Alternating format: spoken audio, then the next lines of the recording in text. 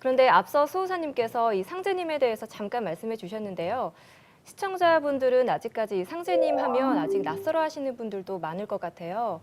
어떤 분이신지 좀 더 간략하게 소개해 주시면 감사하겠습니다.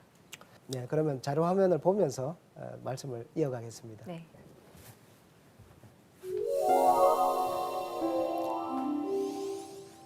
네, 강증산 상제님은 새로운 문명을 설계해 주신 그런 분입니다. 그래서 인류 문명사에서 가장 큰 영향력을 끼친 분이면서도 알려지지 않고 연구되지 않은 그런 분이거든요. 화면에 나오죠. 네.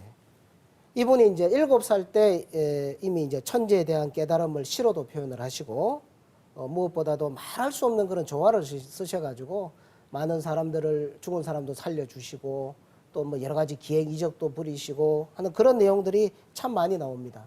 그래서 당시 조선 사회에서는 이분을 그냥 신인이다, 신인, 신과 같은 사람이다 이렇게밖에는 표현을 할 수가 없었습니다.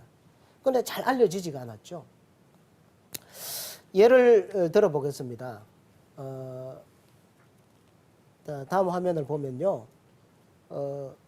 일제시대 때 이제 보천교라고 하는 종교가 있었는데요. 동서양에 많은 종교가 있지만 동서양 종교 역사 속에서 가장 짧은 시간에 가장 큰 부흥을 이룬 그 희대의 부흥가가 이게 차경석이라는 분이거든요. 약 10여 년 만에 700만의 신도를 규합해가지고 당시 일제사회에 민족종교운동을 일으킨 분이거든요. 이분의 아버지가 차치구라는 분입니다.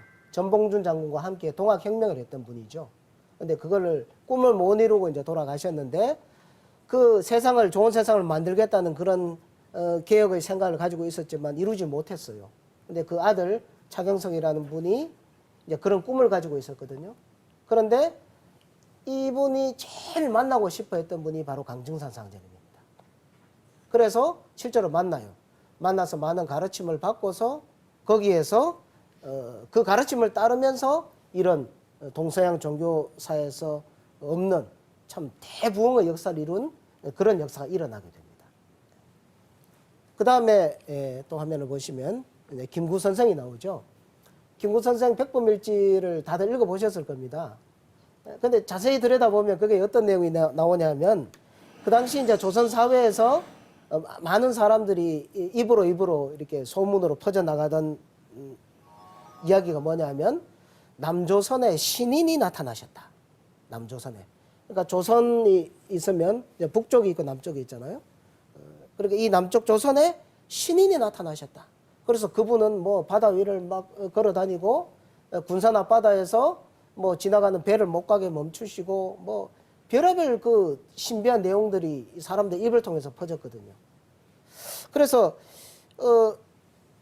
그런 이적을 보면서 이분은 단순히 조선이라는 한 나라가 아니라 어떤 이 세상 전체와 더불어서 무언가를 하려고 구상을 했던 분이다라는 것을 우리가 어렴풋이 짐작을 할 수가 있거든요.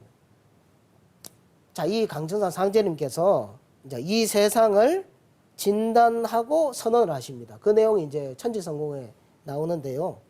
예, 거기 이제 온 천하가 하는 부분 나오죠? 네. 예, 한번 읽어 주시겠습니까?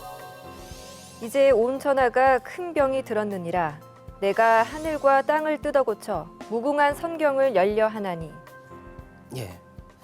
이제 온 천하가 큰 병이 들었느니라. 내가 하늘과 땅을 뜯어 고쳐서 무궁한 선경을 건설하려 하노라. 병든 하늘과 땅이 병들었다. 우리가 조금 전에 이야기한 현대 문명의 종합적인 그런 위기 상황이 이 말씀 속에 압축되어 있다고 봅니다. 그래서 이 하늘과 땅이 모두 병들었기 때문에 이것을 천지를 뜯어 고치지 않을 수 없다. 하늘과 땅을 뜯어 고친다. 그것이 유일한 방법이다. 이런 걸 지금 선언하고 계시는 거거든요. 네. 이런 이야기를, 이런 말씀을 하신 분이 인류 역사상 아무도 없어요. 이런 파격적인 선언과 그 다음에 거기에 대한 처방. 우리 뭐 그렇게 생각할 수도 있습니다. 야, 뭐 그렇게 엄청난 말씀을 그렇게 하십니까? 어떻게 천지를 뜯어 고칩니까? 이런 생각을 할 수가 있죠.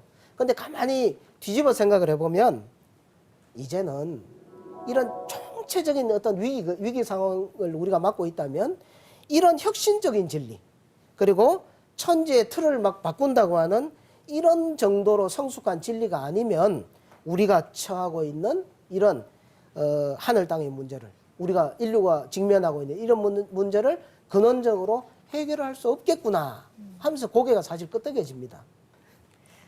온 천하가 병들었다. 이 증산 상제님께서 이 세상에 대해서 진단을 내리신 거에 대해서 어느 정도 이해가 가는데요. 그렇다면 이 인간의 행복과 그리고 천지를 뜯어고치는 것은 어떤 관계가 있을까요? 이제 하늘과 땅이 병들었기 때문에 그 속에 살고 있는 인간도 병이 들지 않을 수 없죠. 이제 어항에 물이 썩었습니다. 거기에 사는 물고기가 병이 안 들기가 어렵죠. 막 그것처럼 이 어항의 물을 깨끗하게 갈아줘야 되죠. 그래서 천재 질서를 뜯어 고쳐서 제대로 이렇게 그 바탕을 깔아놓은 속에서 인간이 자기의 성공을 추구를 할 수 있다는 겁니다. 네. 자, 그러면 뭐 반문을 할 수가 있죠. 그럼 왜 병이 들었냐? 왜 어항에 물이 썩었습니까? 항상 물을 깨끗하게 놔두면 되지. 안 썩게 하는 방법은 없습니까? 이렇게 이야기할 수 있겠죠. 근데 여기에서 강증산 상제님께서는 어떤 말씀을 하시냐면, 자, 천지성공 책을 한번 볼까요? 39쪽을 한번 봐주시기 바랍니다. 천지 대운이 이제야 큰 가을의 때를 맞이하였느니라. 예.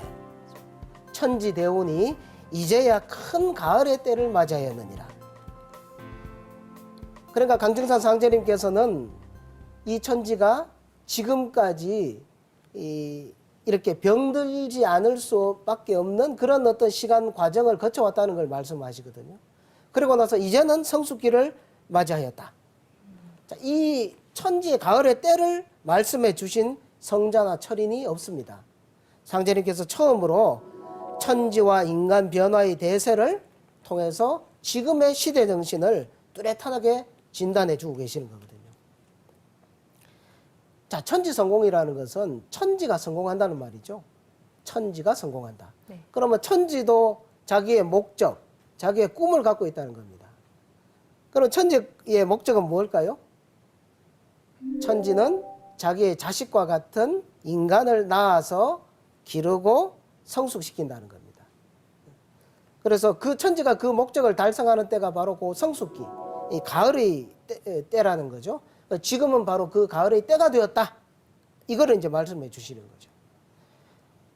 또한 인간 입장에서 보면은 인간은 그 가을의 때에 천지의 열매가 되는 것이 인간으로 봤을 때는 성공이죠.